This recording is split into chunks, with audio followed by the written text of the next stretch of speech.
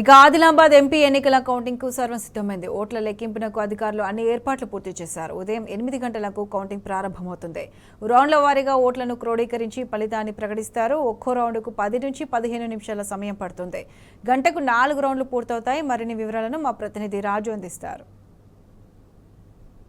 దేశ ప్రజలు ఎప్పుడెప్పుడైనా ఎదురు చూస్తున్న లోక్సభ ఎన్నికలకు సంబంధించిన ఫలితాలు రేపు వెల్లడి కానున్నాయి.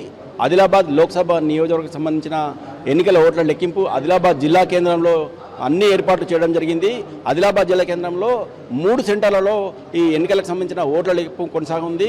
ఇందుకోసము ఆదిలాబాద్ బోత్ అలాగే నిర్మల్ నియోజకవర్గ ఆదిలాబాద్ బోత్ సంబంధించిన ఓట్ల లెక్కింపు టీటీడీసీ కేంద్రంలో అలాగే నిర్మల్ జిల్లా పరిధిలోకి వచ్చేసే 3 నియోజకవర్గం సంబంధించిన ఓట్ల లెక్కింపు పాలిటెక్నిక్ కళాశాలలో అలాగే ఆసిఫాబాద్ జిల్లా పరిధిలో వచ్చే ఆసిఫాబాద్ కాలేజీలకు సంబంధించిన ఓట్ల లెక్కింపు సాంఘిక సంక్షేమ బాలికల పాఠశాలలో ఏర్పాటు చేశారు. మొత్తం ఇక్కడ ఈవీఎంస్ కౌంట్ చేయడానికి 14 టేబుల్స్ ఏర్పాటు జరిగింది. ఒక్కొక్క టేబుల్ పైన 21 రౌండ్స్ అంటే 21 సీయూలు వస్తాయి.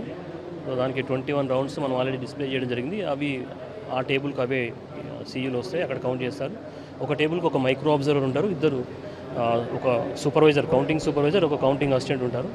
సో ఆ విధంగా మార్నింగ్ ఉదయం 8 గంటలకు ఈ లెక్కింపు ప్రారంభమవుతుంది. సో దానికి సంబంధించి అన్ని ఏర్పాట్లు చేయడం జరిగింది.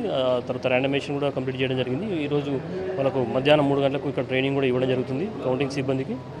తర్వాత పోస్టల్ బ్యాలెట్కి సంబంధించి 8 o'clock అన్ని సెగ్మెంట్స్ సంబంధించి మనకు సపరేట్ కౌంటింగ్ హాల్ ఒకటి ఏర్పాటు చేయడం జరిగింది. అక్కడ 14 టేబుల్స్ ఏర్పాటు చేసి అక్కడ ఒక్కొక్క టేబుల్కు తహసీల్దార్ పర్యవేక్షణలో 4 సిబ్బందిని ఇచ్చి అది కూడా మధ్యాహ్నం 3 గంటల వరకు తుది ఫలితాలు వచ్చేలా దాన్ని ప్లాన్ చేస్తున్నారు.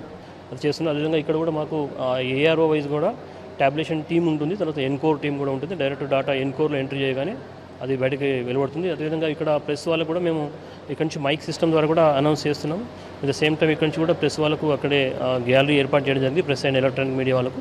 సో ఇక్కడ రౌండ్స్ కంప్లీట్ కాగానే జిల్లా కలెక్టర్ గారు రిటర్నింగ్ ఆఫీసర్ గారు సైన్ చేయగానే వాళ్ళకు అబ్జర్వర్ గారు సైన్ చేయగానే ఫలితాలు వాళ్ళకు ఎలక్షన్ మన ప్రెస్ అండ్ ఎలక్ట్రానిక్ మీడియాకి ఇస్తాము. ఇది ఇవ్వగానే అది మొత్తం వచ్చేస్తుంది. సో 3 సెంటర్స్ ఉన్నప్పటికీ కూడా 3 సెంటర్స్ దగ్గర జిల్లా కలెక్టర్లు అక్కడ పర్యవేక్షణ ఉంది కాబట్టి అక్కడి నుంచి ఇక్కడ కన్సల్టేషన్ చేసుకోవడం జరుగుతుంది. అంటే ఎన్నికలకు సంబంధించి ఓట్ల లెక్కింపుకి సంబంధించి అయితే ప్రజలకు రౌండ్ల వారీగా ఫలితాలు తెలిసే అవకాశం ఉందా సార్? ఎస్, ప్రజలకు కూడా రౌండ్ ద్వారా ఎన్కోర్ అనే యాప్ ద్వారా డైరెక్ట్ వాళ్ళు చూసుకోవడానికి అవకాశం ఉంది. అదేవిధంగా ప్రెస్ అండ్ ఎలక్ట్రానిక్ మీడియాలో కూడా కంటిన్యూస్గా లైవ్ టెలికాస్ట్ ఉంటుంది కాబట్టి వాళ్ళ ద్వారా కూడా తెలుసుకోవచ్చు. బందోబస్తు ఏ విధంగా ఏర్పాటు చేశారు సార్? బందోబస్తు 3 దశల్లో ఏర్పాటు జరిగింది. సో సిఐపిఎఫ్ సిబ్బంది కానీ తర్వాత మన లోకల్ పోలీస్ కానీ అందరూ కూడా ఉండడం జరుగుతుంది. సో ఫస్ట్ మెయిన్ గేట్ నుంచి వెళ్ళి తర్వాత మధ్యలో ఇక్కడ కూడా మేజర్ సిఐపిఎఫ్ వాళ్ళు ఉంటారు. సో ఎక్కడ ఎలాంటి అవాంఛనీయ సంఘటన జరగకుండా సుమారు ఇక్కడ 450 మంది ఈ ఒక టీటీడీసీకే 450 మెంబర్స్ పోలీస్ పర్సన్స్ అందరూ కలిసి ఇక్కడ డ్యూటీ చేయడం జరుగుతుంది. సో ఆ విధంగా పకడ్బందీ ఏర్పాటు చేయడం జరిగింది. సరే, అంటే నిషేధాజ్ఞలు ఏ విధంగా ఉన్నాయి? 140 సెక్షన్ కానీ లేకపోతే ఇక్కడ 100 మీటర్ల లోపల జనాలు వచ్చే అవకాశం లేదు కదా సార్? వాళ్ళకి సపరేట్గా ఏదైనా ఎంబటినే ఫలితాలు తెచ్చుకునేందుకు ప్రజలకు ఏదైనా అందుబాటులో ఉంచారా సార్? ఎస్, 144 సెక్షన్ అమలు ఉంటుంది. ఎలాంటి అవాంఛనీయ సంఘటన జరగకుండా, ఎక్కువ మంది గుమ్మి కూడకుండా, తర్వాత ఎలాంటి వస్తువులు నిషేధిత వస్తువులు తీసుకురాకుండా ఉండడానికి మనం ఆల్రెడీ ఆర్డర్స్ ఇవ్వడం జరిగింది.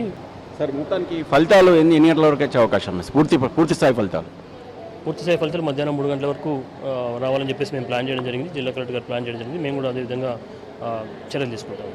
మొత్తానికి ఆదిలాబాద్ జిల్లా పరిధిలో వచ్చే ఆదిలాబాద్ లోక్సభ నియోజకవర్గ పరిధిలో ఉన్న ఎన్నికల ఫలితాలకు సంబంధించి ఎప్పటికప్పుడు అందించేందుకు ప్రయత్నం చేస్తున్నామని, ఎలాంటి అవాంఛనీయ సంఘటన జరగకుండా కూడా భారీ బందోబస్తు కూడా ఏర్పాటు చేయడం జరిగిందని, ఈ కౌంటింగ్ సెంటర్ల పరిసర ప్రాంతాల్లో 144 సెక్షన్ కూడా విధించడం జరిగిందని, ఎవరు కూడా సామాన్య పౌరులు ఈ సెంటర్ల వద్దకు రానియకుండా చర్యలు చెప్పడం జరిగిందని, అలాగే ఎప్పటికప్పుడు కూడా ఈ ఫలితాలను మీడియా ద్వారా అలాగే ఈ 2 సెంటర్లను కూడా ఏర్పాటు చేయడం జరిగింది. పెద్ద డిస్ప్లేను ఏర్పాటు చేసి ఎప్పటికప్పుడు రౌండ్ల వారీగా ప్రజలు ఫలితాలు తెలుసుకునేందుకు చర్యలు చెప్పడం జరిగిందని, అన్ని రకాల కూడా ఎలాంటి అవాంఛనీయ జరగకుండా ఈ ఎన్నికలకు సంబంధించిన కౌంటింగ్ ప్రక్రియ సజావుగా కొనసాగేందుకు అన్ని చర్యలు చెప్పడం జరిగిందని అసిస్టెంట్ రిటర్నింగ్ అధికారి వినోద్ కుమార్ గారు చెప్తున్నారు.